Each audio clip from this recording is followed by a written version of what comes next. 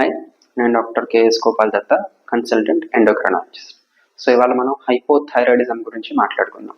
Hypothyroidism అంటే thyroid hormone అనేది బాడీలో సరిగ్గా ఉత్పత్తి కావటం లేదు, థైరాయిడ్ గ్రంథుల నుంచి హార్మోన్ సరిగ్గా బయటికి రావట్లేదు. ఈ కండిషన్ హైపోథైరాయిడిజం అంటాం. ఇది మనకి ఫిమేల్స్ అంటే ఆడవాళ్ళలో ఎక్కువ, మగవాళ్ళతో కంపేర్ చేస్తే దగ్గర దగ్గర 5 మంది ఆడవాళ్ళకి వస్తే ఒక మగవాళ్ళకి వస్తుందేమో. సో ఆడవాళ్ళలో అంత కామన్. కారణాలు అనేకం. కారణాలు మీకు ఆటోఇమ్యూన్ హైపోథైరాయిడిజం నుంచి కూడా మీకు ఐరన్ డెఫిషియన్సీ, ఐరన్ ఎక్సెస్, ఇలా అనేక కారణాలు ఉంటాయి. కానీ కామన్ ఏంటంటే దాని యొక్క ప్రభావం మనకి బాడీలో ఆల్మోస్ట్ ప్రతి ఆర్గాన్ మీద, ప్రతి సెల్ మీద ఉంటుంది.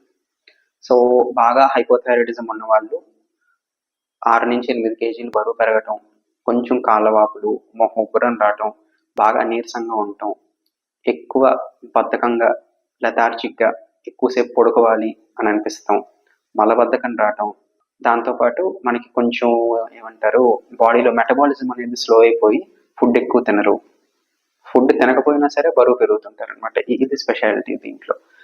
కొంతమందికి మెన్సెస్ సమస్యలు అంటే అతిగా మెన్సెస్ అనేది అవ్వటం, ఇవన్నీ జరుగుతుంటాయి.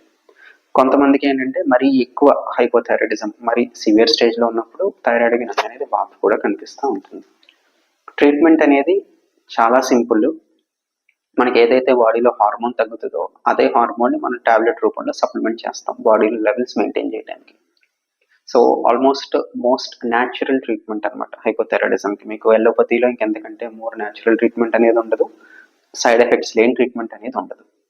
సో చాలా మంది ఏంటంటే భయపడుతుంటారు, థైరాయిడ్ వచ్చేసింది, నాకు ప్రాబ్లం అయిపోతుంది, జీవితాంతం టాబ్లెట్స్ వేసుకోవాలని. జీవితాంతం వేసుకోవాలి, కానీ మీకు ఆ టాబ్లెట్స్ వల్ల ఎటువంటి సైడ్ ఎఫెక్ట్స్ ఉండవు. అండ్ పైపెచ్చు చెప్తున్నా అలోపతిలో మోస్ట్ న్యాచురల్ ట్రీట్మెంట్. సో భయపడాల్సిన అవసరం అంటూ లేదు.